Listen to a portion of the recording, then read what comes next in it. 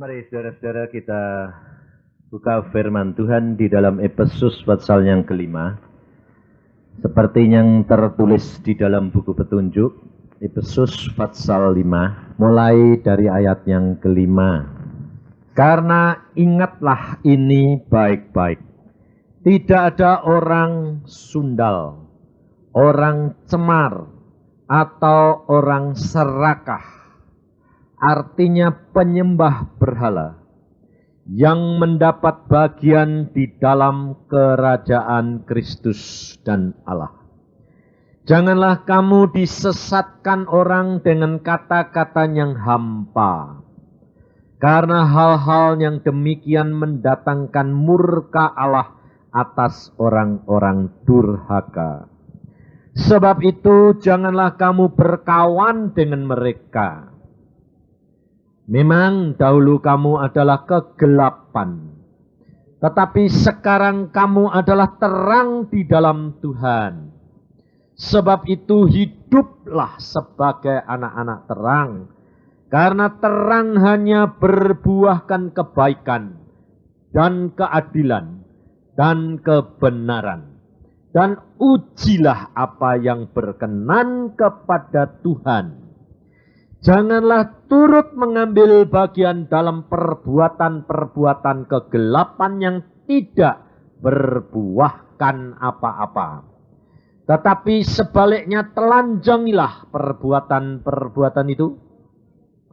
Sebab menyebutkan saja pun apa yang dibuat oleh mereka di tempat-tempat yang tersembunyi telah memalukan.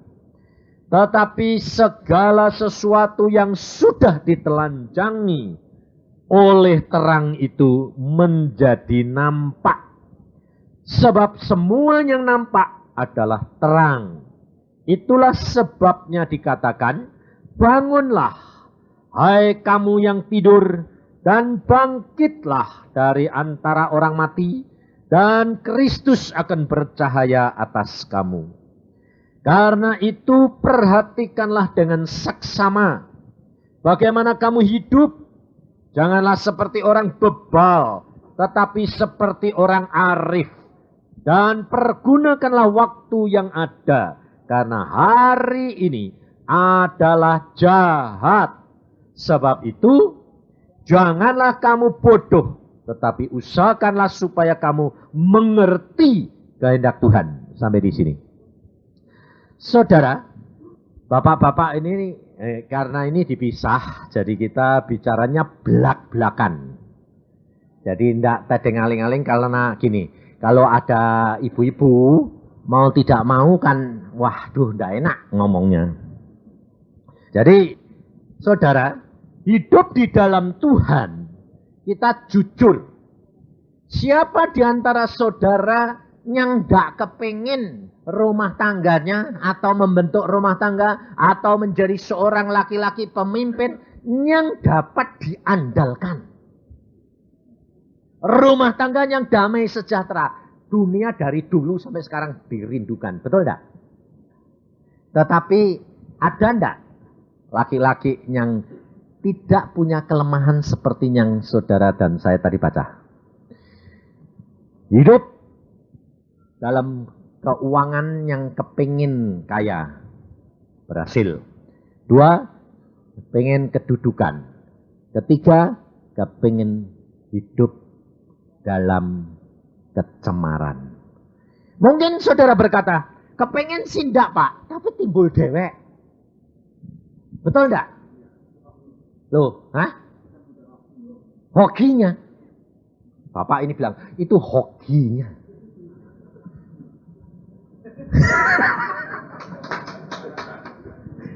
Saudara, hoki menurut manusia itu membawa celaka enggak? 3 perkara ini. Keuangan, harta, tahta, wanita. Di dalam Alkitab sudah ditulis. Raja Daud jatuh dalam bidang apa? Wanita. Raja Salomo kaya raya jatuh dalam bidang apa? Ayo gue tanya. Hah? Wanita? Salomo tidak jatuh wanita. Karena apa? Istrinya saya 1000. Buat apa dia jatuh sama wanita? Wong istrinya 1000 sudah 1000 macam.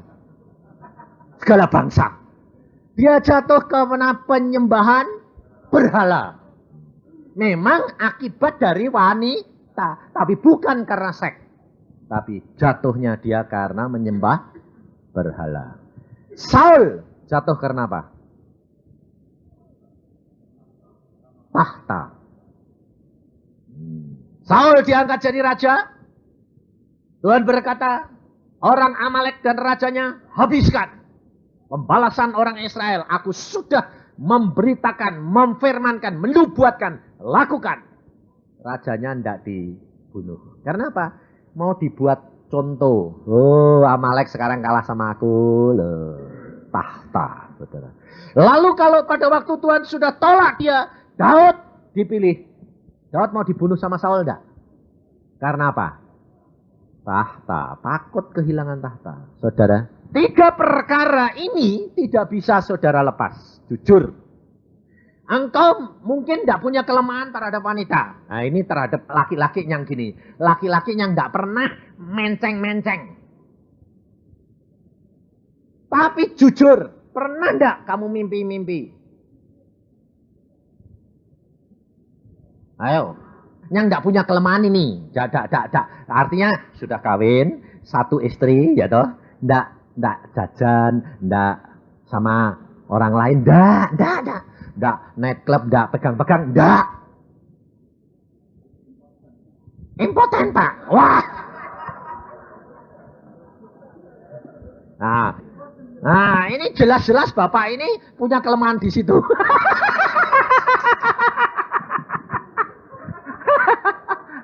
Itu jelas, betul dah. Sebabnya dia, wah tak mungkin. Sebab memang saudara, saya sendiri, 3 itu punya.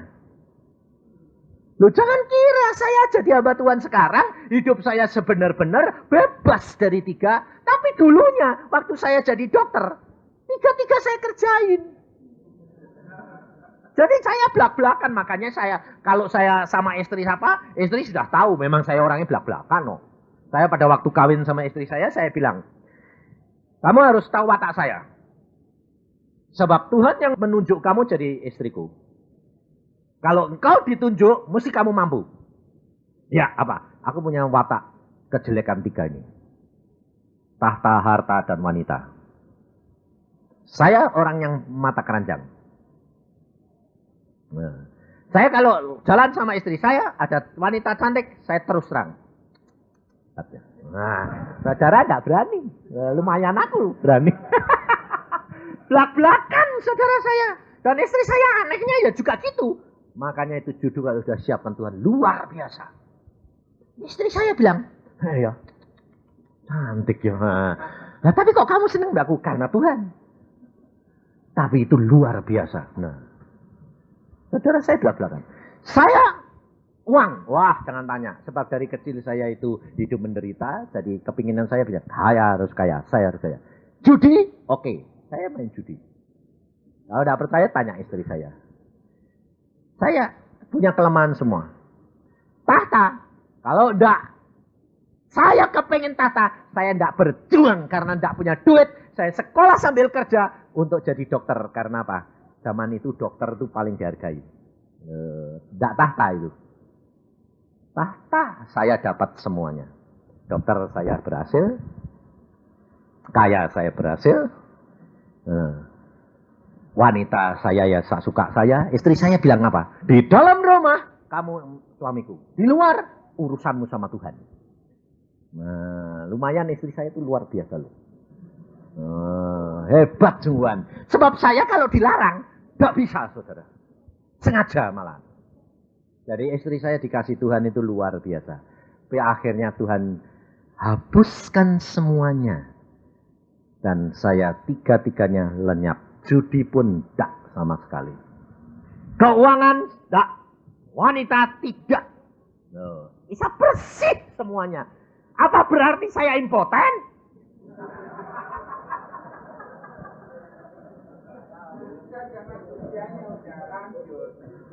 Pak. Tua-tua keladi, Pak. Ayo jujur, Pak. Jangan bilang usianya lanjut. Lemes-lemes tapi pikirannya jalan. Contohnya Abraham tuh umurnya, pada waktu Sarah mati umurnya berapa? Saudara tahu? 137 tahun. Sarah mati. Umur Abraham 137. Kawin lagi enggak? Kawin lagi, Pak. Kawin satu atau lebih dari satu? Ayo tanya. Pada waktu Abraham sama Sarah, satu. Kecuali Hagar yang dikasih sama Sarah. Tapi setelah Sarah mati, Abraham kawin lagi lebih dari satu. Hah? Nah, sekarang bapak ini bilang, ya dosa, ndak impoten. Ndak impoten karena usia. Jadi saudara tahu, itu tidak mungkin selama saudara dan saya hidup di dalam dunia, 3 perkara engkau atasi tanpa anugerah Yesus. Tanpa Yesus turut ambil bagian, saudara tidak mungkin. Sebab saya ngalami sendiri. Maka dari itu saudara, di dalam judulnya itu, saudara harus bijaksana membagi waktu. Yang dimaksud oleh Tuhan yang apa? Saudara harus tahu untuk Tuhan, saudara harus tahu untuk keluarga, saudara harus tahu untuk dirimu, dan saudara harus tahu untuk kerjaan. Saudara harus bagi waktu ini. Kalau saudara tidak bagi waktu, engkau akan larut. Contohnya salah satu, Salomo. Kita ngambil dari Salomo. Salomo adalah raja yang dia terima segala pekerjaan dan kerajaan itu dari Raja Daud. Dia diberkati sampai kalau engkau baca Alkitab, emas harganya seperti batu. Tidak ada harganya. Saudara. Kemudian Salomo, Tuhan berkata apa? Kamu mau apa? Karena Salomo kaya raya dan hikmatnya luar biasa. Raja-raja semua kepengen besanan. Supaya kalau besanan kan enak, baik. Nah, jadi tiap kali raja datang bawa siapa? Bawa putri. Persembahin Salomo. Nah, supaya Salomo ini bijaksana ndak nolak, diterima ndak? Terima. Makanya istrinya berapa? 1000. Coba saudara pikir coba. Kalau 1000. Sehari kumpul 1 orang. Berapa tahun baru kumpul? Hah? 3 tahun. Baru gilir 1 lagi. Bayangin saudara. Jadi perkara perempuan dia tidak masalah. Perkara duit dia tidak masalah. Dia jatuh karena penyembahan berhala. Saudara. Dan Alkitab yang saudara dan saya tadi baca mengenai apa? Persembahan berhala itu sama dengan apa? Keserakahan. Sama, saudara. Kita kerap kali tidak menyadari bahwa keserakahan itu adalah penyembahan berhala. Karena apa? Karena saudara kepingin kaya, pengen untung banyak, kerja keras luar biasa. Itu jadi berhalamu enggak? Ngikat saudara enggak? Kamu lupa istri, kamu lupa rumah tangga, lupa anak, lupa makan, lupa tidur. Jalan apa saja ditempuh, karena relasi minta servis, kamu beri enggak? Jujur, biarpun kamu orang Kristen. Beri, karena apa? Lah kalau enggak diservis, enggak dapat untung. Berhala enggak? Saudara tahu. Dan akhirnya kerajaan Salomo dipotong Tuhan. Anak Salomo menderita semuanya. Tidak ada satu yang tidak penderitaan. Saudara. Kira-kira kalau istrinya 1000 itu anaknya berapa? Hah? Lah, saya tanya, saudara ini kepengen ninggali anakmu apa? Berkat atau kutuk? Hah? Kamu harus bayar. Makanya itu di dalam 1 Yohanes 3:16 bilang apa? Kamu harus wajib menyerahkan nyawamu untuk saudaramu, termasuk anak dan istrimu, saudara. Kalau orang Tionghoa itu mengatakan apa? Anak yang membawa hoki atau bapak yang bawa hoki? Ayo gue tanya. Anak bawa hoki toh? Itu salah. Karena orang Tionghoa mau enak etok. Diri ini orang tua tidak pernah disalahin. Orang tua selalu benar. Makanya dia bilang, kalau dia punya anak terus jatuh, dia bilang, wah anak bohoki. Dia lalu dikue pengke. Padahal Alkitab tidak pernah mengatakan anak bawa hoki. Bapak yang bawa berkat atau kutuk. Kalau engkau dan saya berbuat dosa, 3 turunan engkau akan dihukum Tuhan. Makanya itu kalau engkau bertobat, beribu-ribu turunanmu akan diberkati. Jadi kalau dosa 3 turunan, kalau diberkati berapa? Nah, sekarang saya tanya, sukamu, kamu mau bertobat apa enggak? Nah, ya kita bakal ninggal turunanmu kutuk atau berkat. Kamu bilang apa? Jangan kayak Raja Hizkia. Enggak apa-apa, asal selama hidupku enak, wis urusan nantilah anakku ditawan bangsa bodoh. Raja Hizkia, saudara, ngomong begitu. Akhirnya turunan Raja Hizkia semua ditawan di Babel. Jadi budak semuanya. Saudara, dibuang oleh Tuhan. Maka dari itu jangan main-main, saudara. Kalau saudara tahu, saya sendiri dulu tidak ngerti. Padahal saya membaca Alkitab dari umur 12. Tetapi pada waktu itu saya masih mengumbar nafsu. Masih semua saya kerjakan. Sampai saya jadi dokter. Saya berkata, Tuhan, firman-Mu kok tidak bisa masuk. Firman-Mu kok tidak bisa saya alami kayak nyata. Saya bilang, Tuhan bilang, tidak bisa kalau kamu tidak kerja sama aku. Tidak bisa. Sebab di dalam Roma pasal 8, baca. Sudah difirmankan oleh Tuhan. Roma 8 ayat 28. Ini tidak bisa, saudara. Kalau saudara tidak mau, tidak bisa. Saudara jangan nyalahkan Tuhan. Saudara bilang gini, kan Tuhan kuasa. Enak toh? Kalau Tuhan kuasa, kalau mau kan bisa. Nah, ya dah? Nah, itu karena kamu nyalain Tuhan.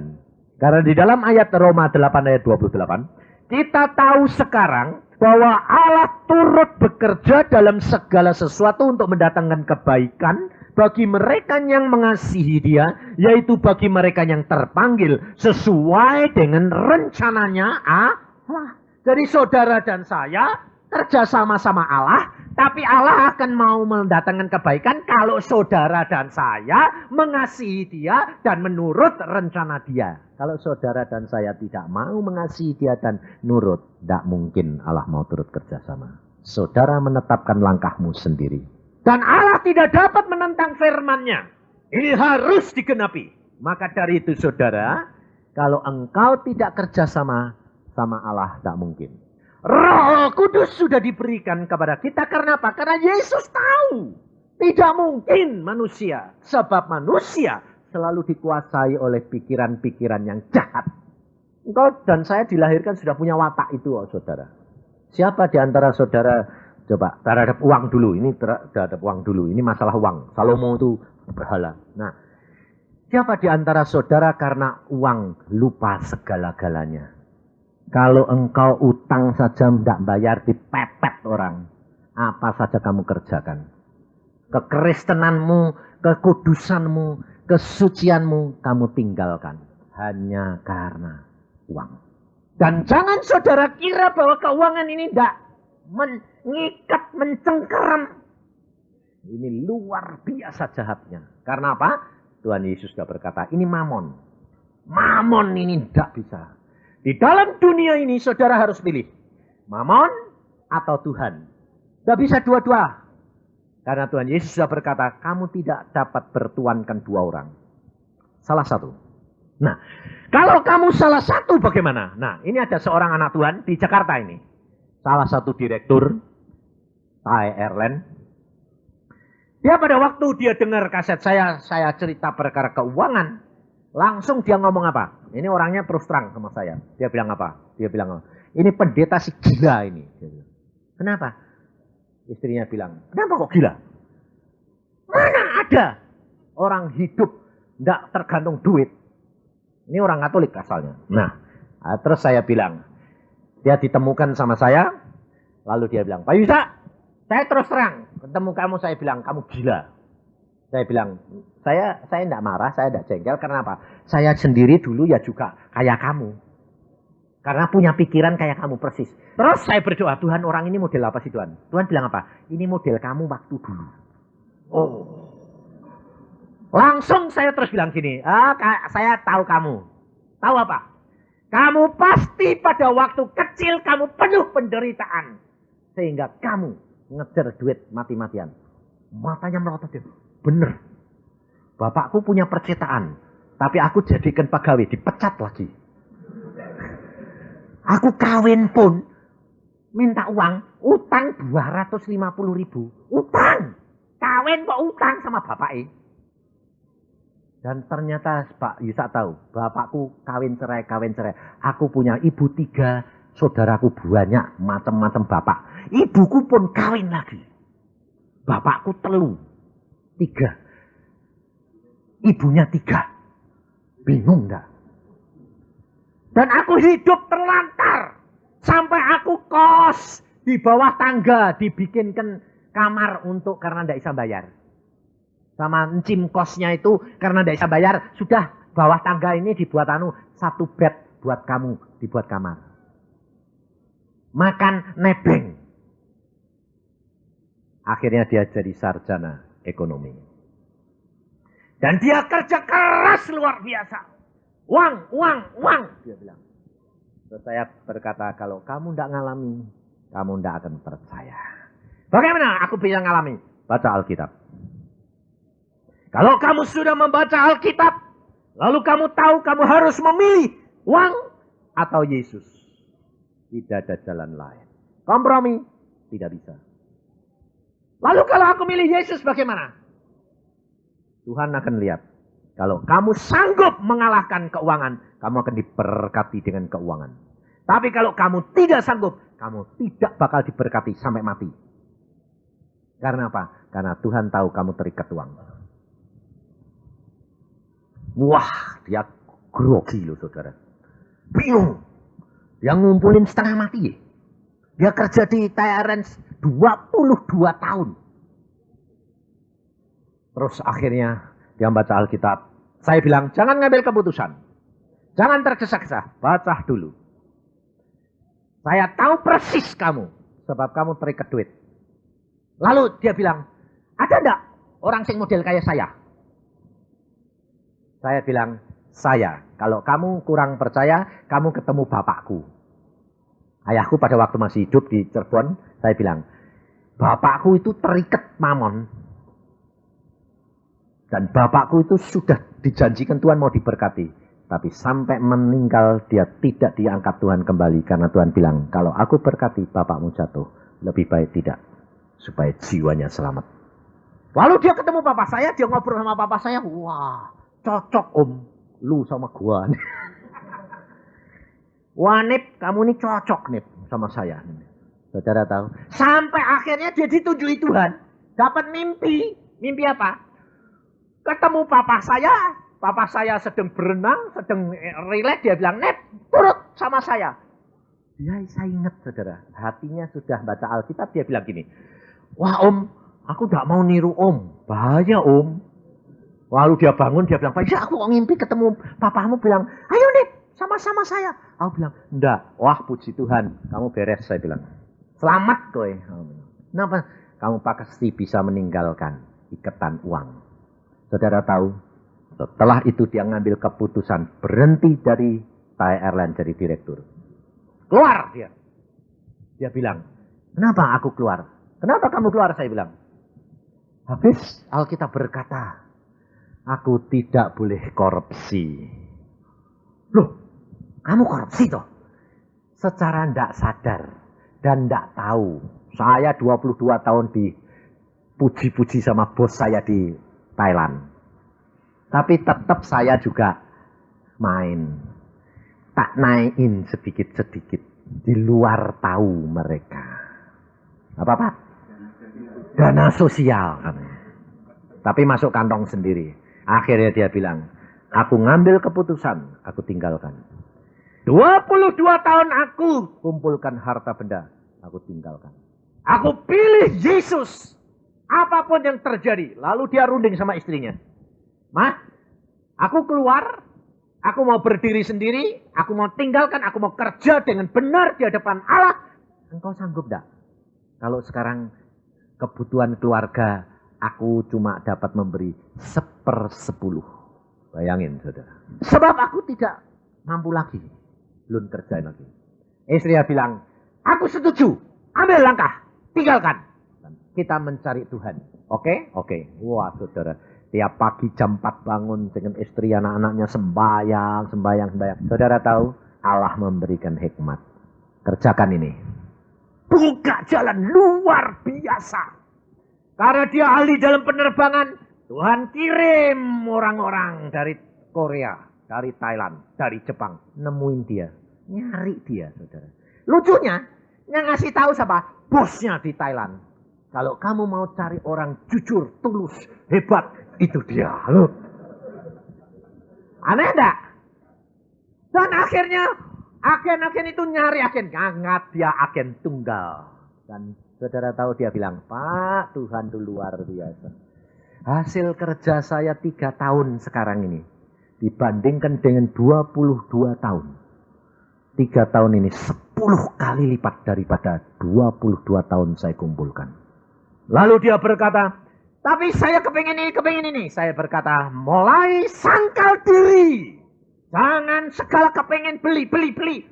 Tanya Tuhan. Satu saat dia bilang, Tuhan aku kepingin BMW baru. Mau beli mobil BMW baru. Nah, padahal kerja di sana pakai mobilnya apa? Corona. Tahun tua.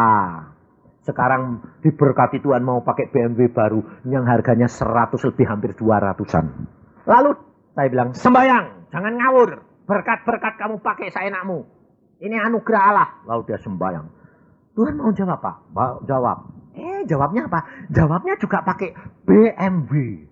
Belum waktunya. Jadi dia kaget. Loh, kok aku lihat BMW? Terus, wah, pikirnya dia. Wah, Tuhan boleh. Terus dia bilang, apa Tuhan maksudnya? Boleh Tuhan. Bawahnya ada terjemahannya. Belum waktunya. Oh, ya sudah Tuhan, aku tunggu.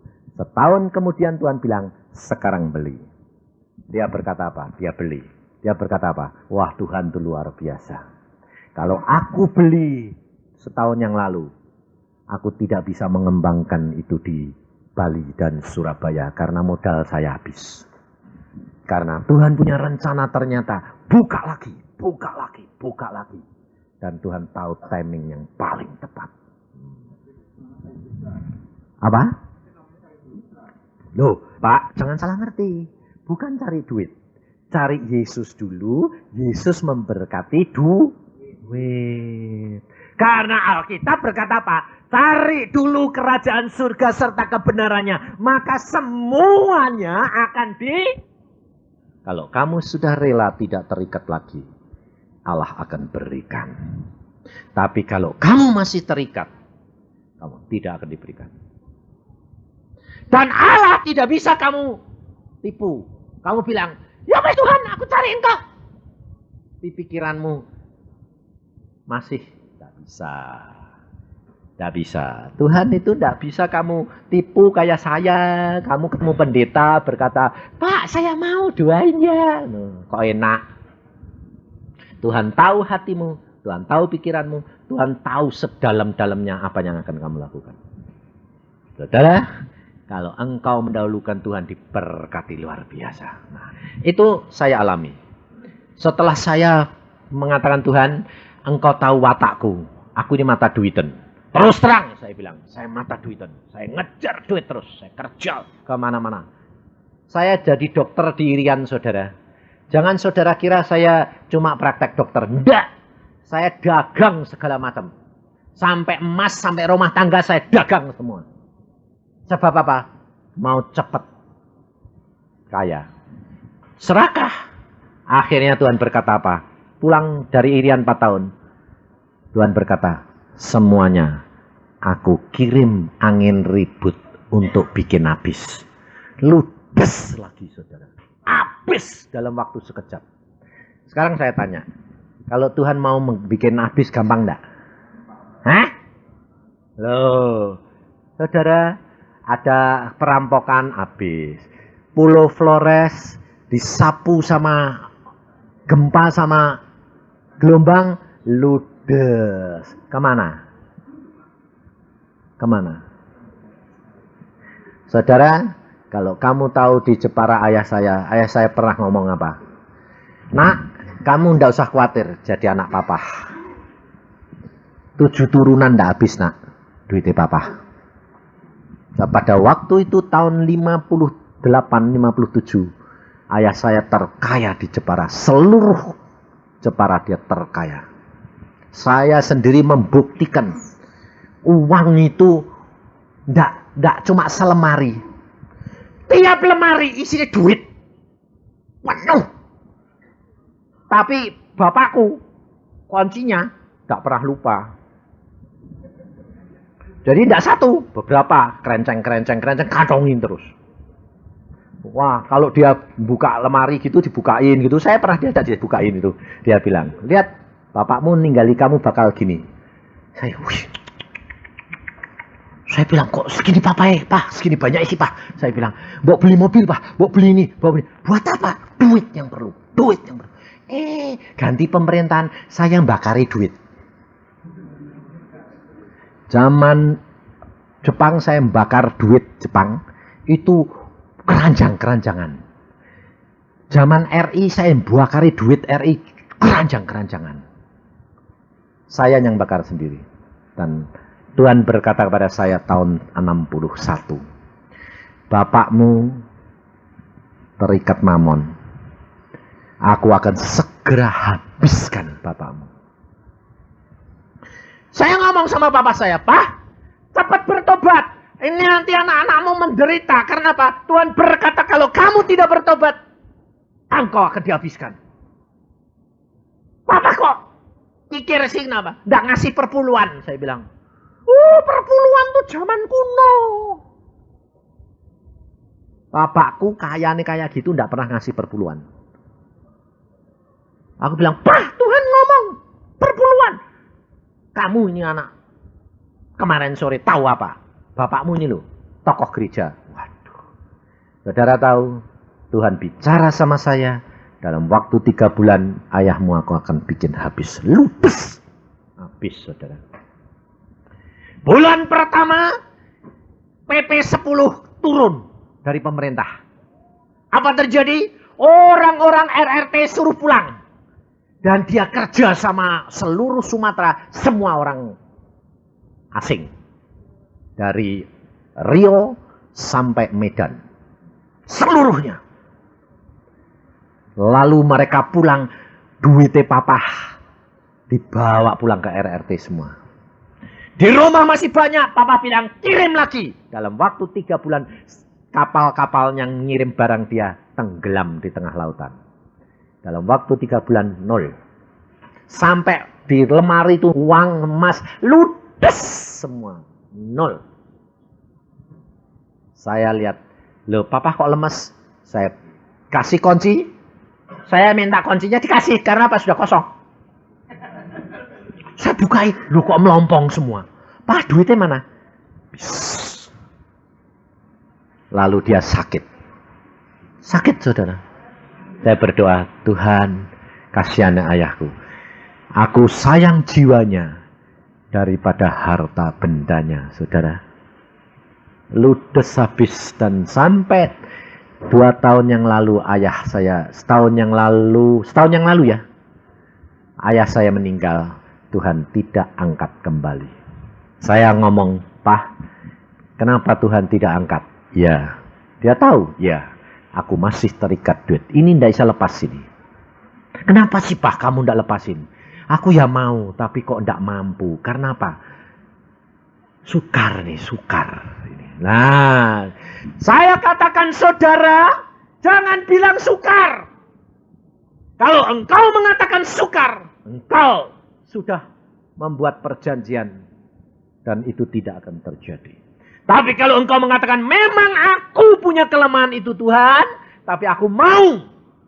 Karena Yesus membaharui pikiranku. Maka engkau akan lepas. Ini saya lakukan, saudara. Saya diajari oleh Tuhan sendiri. Tuhan bilang, ngomong Yusa, ngomong. Yusa, kamu harus terlepas daripada ikatan uang ini. Karena ini berhala anak, ini berhala anak. Ya Tuhan, tak omongi. Asal aku sudah mulai kepingin duit. Dak, engkau sudah jadi baru. Sangkal diri. Bebas. Sekarang saya tidak ada ikatan sama sekali. Tidak pernah pusing, saudara. Dan saudara tahu, setelah saya lepas, berkat Tuhan malah melimpah. Sampai saya jadi bingung. Loh, Tuhan kok sekarang melimpah? Tuhan berkata, karena engkau sudah tidak terikat lagi. Aku beri kepadamu. Tapi pemakaiannya kamu tanya kepadaku. Aku suruh apa? Berikan. Suruh apa? Berikan. Saudara tahu. Dan saya tidak terikat. Saya tidak takut lagi. Karena apa? Tuhan cukupkan segala-galanya. Tapi jangan saudara kira bahwa tidak ada ujian. Ujian. Saya pada waktu mau berangkat ke Irian Jaya. Waktu itu saya butuh. Istri saya bilang, saya butuh mbok tinggalin karena kamu berangkat 2 minggu. Oke? Lalu tiket saya sudah dibayarin oleh panitia di Ungaran. Saya pikir saya tidak butuh apa-apa. Paling-paling untuk keluarga.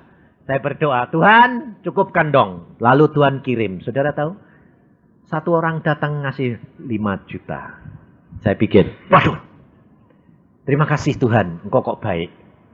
Pikir saya buat istri. Lalu saya sama istri saya sembahyang, Tuhan ini untuk kami. Tuhan bilang, tidak. Loh, untuk siapa? Kirim untuk panitia doa nasional. Berapa Tuhan? Kira-kira kalau lumayan, kalau separuh-separuh kan lumayan. Semua. Jadi keluarga saya tidak mau kasih Tuhan. Aku pelihara. Oke? Saya kirim. Besoknya datang lagi 10 juta. Pikir saya, wah Tuhan tuh baik. Ngasih 5 juta dapat, loh lumayan toh. Tuhan tuh baik. Saya pikir, Tuhan ini untuk siapa? Bukan untuk kamu. Kirim lagi, berapa? Semua. Kirim lagi 10 juta. Saudara tahu, itu ujian. Hah? Enggak. Lah.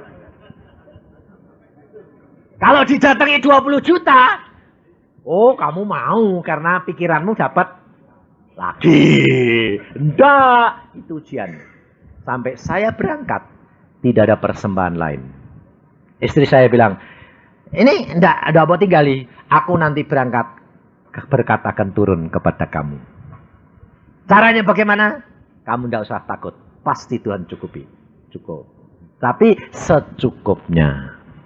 Maka dari itu saudara, kita harus belajar kenyataan. Nah, yang kedua sekarang kita tahu bahwa keadaan kita ini jujur saja tentang hal wanita. Nah, saudara, Alkitab sudah berkata kepada kita, kita harus belajar hidup dalam kekudusan. Jujur. Tulus. Tapi kerap kali saudara kita jadi laki-laki tidak bisa. Ini pikiran ini. Melayang terus. Kotor. Contohnya salah satu saudara harus mulai belajar dari sekarang. Meskipun kau sudah punya istri. Atau yang sekarang sudah tidak punya istri. Pasti melintas bekas pacarmu. Kamu pernah main sama pacar siapa, pasti pernah melintas kembali. Itu perzinaan, saudara. Dan itu harus mulai dikerat. Caranya bagaimana? Kalau mulai melintas, kamu harus ngomong, dalam nama Tuhan Yesus, aku sudah sekarang hidup kudus. Keluar. Sebab kalau itu, kamu biarkan masuk. Kamu bayangkan, kamu butuh waktu 3 hari untuk ngusir kembali. Kalau itu engkau tidak usir, itu masuk sampai mimpi, kamu butuh 1 minggu, 2 minggu baru ngusir kuat. Kalau engkau sampai masuk hatimu, Sebulan kamu harus butuh waktu untuk ngusir. Dan kau tidak dapat hidup dalam kekudusan. Lalu apa akibatnya? Malapetaka datang. Loh. Berkat terhambat. Bukan duit. Tapi pasti damai sejahtera. Ketentraman. Loh. Sukacita hilang. Ini contohnya adik saya. Adik saya di sini. Dia pada waktu datang dari Australia, dia tidak punya anak. Sudah setahun tidak punya anak, 2 tahun tidak punya anak. Tidak bisa punya anak. Waktu dia datang, dia turut retreat sama saya karena saya retreat keluarga. Dia datang langsung bilang, aku ikut. Nah, ya, Batu Jajar, aku mau pergi Batu Jajar, aku ikut. Loh, kamu ketemu mama papa dulu? Nggak. Sebentar nanti habis pulang ketemu papa mama. Dah ikut. Sembayang di sana ikut. Puji Tuhan, sembayang. Muji-muji saya sama anak-anak, sama istri. Waktu sembayang, Tuhan ngomong sama saya. Oh, kamu ini ada ganjelan sama istrimu. Loh, saya tanya, ganjelan apa? Enggak ada. Tidak terasa, saudara. Tidak terasa. Tidak ada apa-apa. Tidak ada. Lalu Tuhan bilang, saya ya jadi bingung toh. Loh, Tuhan tidak ada. Dia tidak sadar. Kalau istrinya melayani, muncul di depan, khotbah, pimpin puji-pujian, dia tak seneng. Iri. Rasanya kok kayaknya muncul kamu aja terus. Aku tidak sadar. Lalu saya katakan, oh gitu Tuhan. Saya panggil, saya bilang, kamu jangan bodoh. Kalau istrimu dipakai Tuhan, kalau istrimu diberkati Tuhan, karena Tuhan itu tahu bahwa dia dipakai, berkatnya dinikmati sama siapa? Keluarga. Kalau Tuhan berkati, Tuhan senang, yang nikmati siapa? Keluarga. Tak perlu, saya bilang. Sebab Tuhan itu sudah memberikan gandengan itu. Kalau berkatmu sedikit, kamu pasti dikasih istri berkatnya banyak. Tapi kalau berkatmu banyak, pasti kamu dikasih istri berkatnya sedikit. Kalau banyak sama banyak, nanti yang sedikit sama sedikit. Tidak adil alai. Jadi saudara harus sadar. Ada istri yang diberkati Tuhan, yang jatahnya lebih gede. Ini orang Tionghoa juga sadar ini. Ada enggak? Orang dilahirkan sudah bawa hoki. Ada enggak? Ini buktinya. Waktu tukang guamnya RRT di Tiongkok. Waktu seorang raja dilahirkan. Anak putra raja ini dilahirkan. Si tukang ramal, tukang nujumnya ini lihat. Wah, ini anak ini bohoki. Ini anak enggak bakal bisa jadi raja. Dari rambut sampai ujung kaki, dilihat tidak ada satu yang menyatakan bahwa dia bakal jadi raja. Jadi rajanya ini kan bingung toh. Wah, kalau gitu anakku ini bogi nih, bocah. Pada waktu bapaknya meninggal, anak itu yang jadi raja. Waktu ahli nujum semua bingung. Ini tidak ada, tanda-tandanya ini tidak ada. Gak mungkin, tapi mesti ada tanda yang luar biasa ini. Kenapa anak ini bisa jadi raja? Baru ketahuan setelah diselidik sungguh-sungguh sampai kotorannya. Waktu dia lihat kotorannya, dia bilang, ini yang menyebabkan. Loh, kotoran loh saudara. Kenapa? Karena ternyata kotorannya itu persegi. Loh, saudara coba cari, coba kamu lihat kalau kamu buang kotoran, tidak ada yang persegi, bunder semuanya, betul tak? Wong usus itu bunder, betul tak? Tapi ini raja ini satu-satunya orang di dunia yang kotorannya persegi, segi 4. Waktu itu ahli nujum berkata gini, pantesan dia bisa jadi raja, dari lahir dia sudah bawa cap. Loh. Capek persegi toh. Cap kerajaannya kan persegi, tidak ada zaman cap dulu, bunder-bunder zaman sekarang tidak ada. Zaman dulu tuh mesti persegi, betul lah. Saudara tahu, ini terjadi di Tiongkok. Hah? Dongeng. Ngawur. Kamu udah baca sejarah sih. Bacaan sejarah itu. Ini kenyataan, saudara.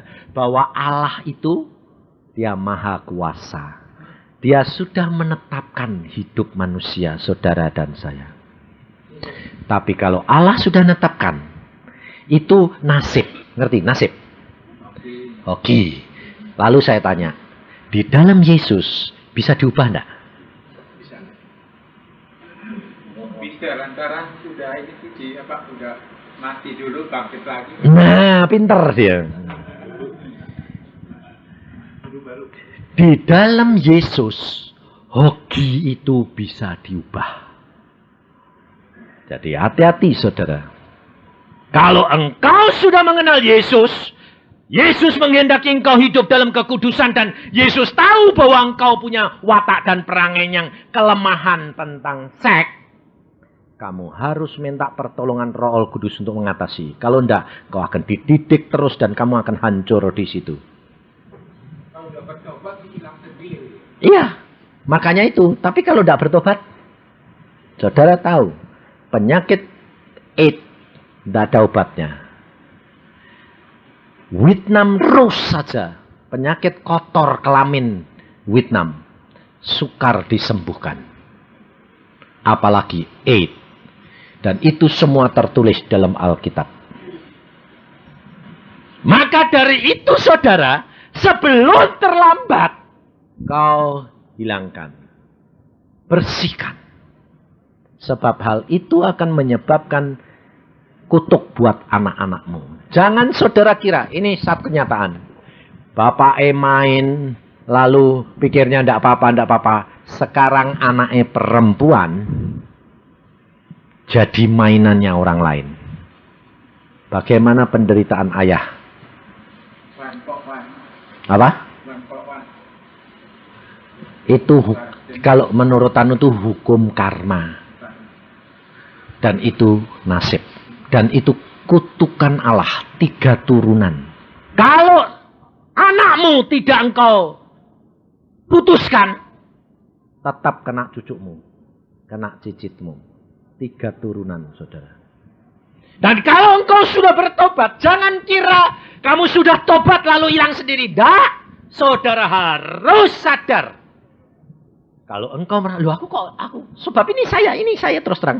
Tuhan, aku ini kok punya sifat mata keranjang cewek. Terus ini dari mana sih Tuhan? Bapakku enggak. Tuhan bilang, itu dari engkongmu. Oh. Langsung saya tanya papa saya. Papa, engkong itu dulu main perempuan terus. Oh iya, simpenannya di mana-mana ada. Pantesan saya bilang. Pantesan saya ini kok punya watak mata keranjang. Tak putusin dalam nama Yesus. Hilang. Selesai. Bersih. Dan anak saya ada. Saya bilang, loh, kamu, aku kayak keturunan mata keranjang. Putusin, saya bilang. Ya, saya putusin terus, Pak. Dan akhirnya bersih. Saudara, sebab ini firman Tuhan. Kau harus putuskan. Makanya, saudara, 1. Engkau harus punya waktu. Waktu apa? Sendiri dengan Tuhan lebih dahulu. 1 jam. Cari waktu untuk saudara 1 jam dengan Tuhan. Untuk baca Alkitab, untuk berdoa. Firman Tuhan berkata, terang, kalau ini menerangi kita, firman Tuhan itu terang, kita akan tahu. Oh, aku ini punya kelemahan ini. Baca Alkitab, oh aku ini, ya itu aku. Oh ini aku. Lah itu Tuhan maksudnya, putuskan. Buangin. Dan itu tidak bisa sekaligus dikerat, saudara. Saudara harus digosok pelan-pelan, dikerat 1 kali hilang. Nanti muncul lagi tunas baru, kerat lagi. Tunas baru, kerat lagi sampai mati. Baru diisi dengan kekudusan Yesus. Saudara tahu setek tanaman yang beracun, kemudian ubi kayu. Ubi kayu hutan itu beracun enggak? Ubi kayu yang kita tanam beracun enggak? Tidak. Tapi ubi hutan itu besar-besar, ubi sini kecil.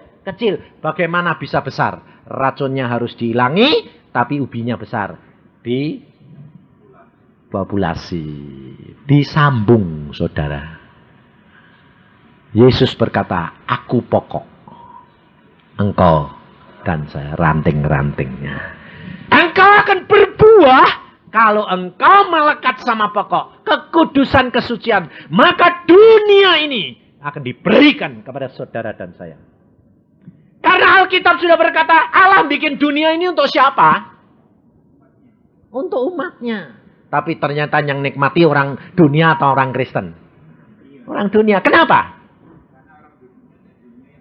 Nah, salah Pak.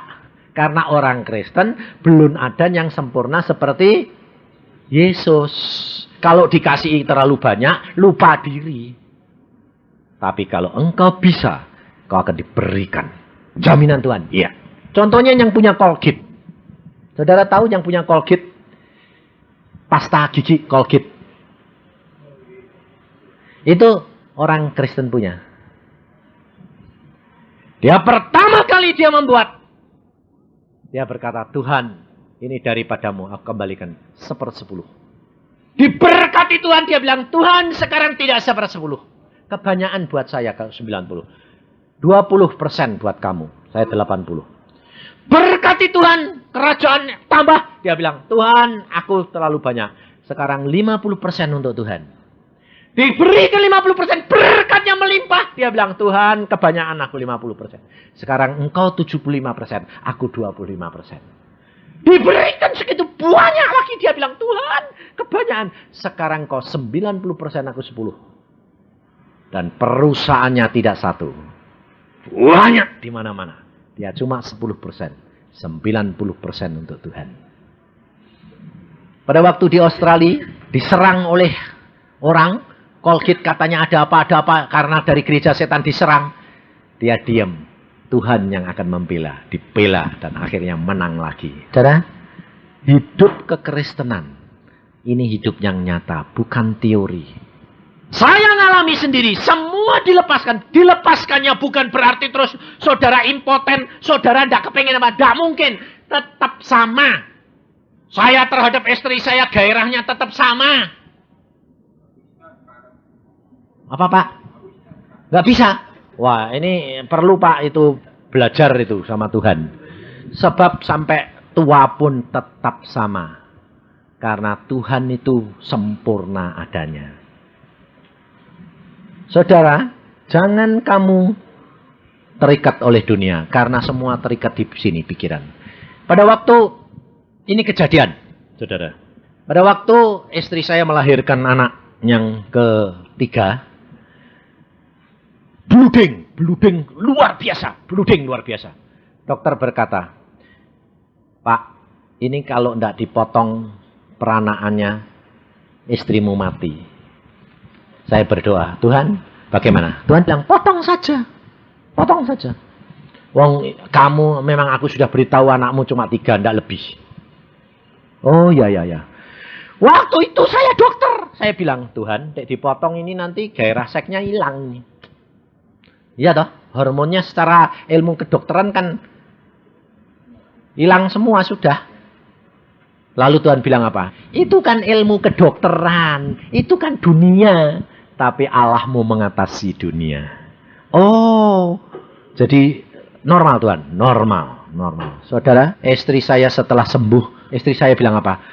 Aku ini nanti apa aku masih bisa bergairah? Saya bilang, jangan bodoh.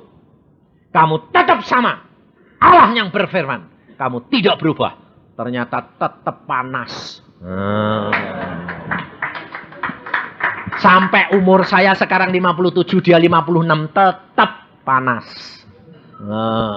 Sampai temennya asal ketemu sama dia.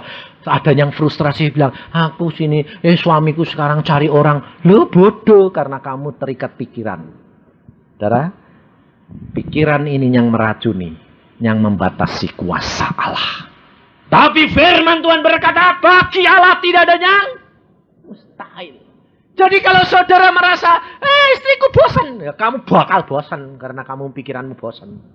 Tapi kalau kamu punya pandangan Allah, kamu lihat istrimu menjadi kasih. Ini saya alami sendiri. Saya tidak bisa sekarang, saudara. Padahal saya itu orang mata keranjang. Sekarang kalau lihat wanita cantik, saya malah nggak bisa lihat gini. Wah, Tuhan, dia itu harus mengucap syukur karena Engkau beri kecantikan. Tapi, kalau ini tidak benar, dia akan dipakai iblis. Saudara, saya tidak bisa ketarik sama sekali sekarang. Kenapa? Saya bisa melihat semua dengan visinya Tuhan. Makanya Rasul Paulus berkata apa? Hendaklah kamu punya pikiran dan perasaannya siapa? Yesus. Maka dari itu saudara, hiduplah melalui firman. Saya jamin kamu tidak akan kekurangan. Kamu tidak akan kehilangan kepuasan. Semua dilengkapi Tuhan luar biasa. Rumah tangga saya, hidup saya damai sejahtera. Saya sama istri saya kayak pacaran terus. Sampai saya bilang, kita ini kok tidak ada masalah ya? Tidak ada. Masalah banyak, tapi tetap diatasi dengan mudah. Karena bersama dengan Yesus. Segala perkara dapat terjadi. Asal saudara mau kerja sama dengan Allah. Kasih Allah, dahulukan Allah.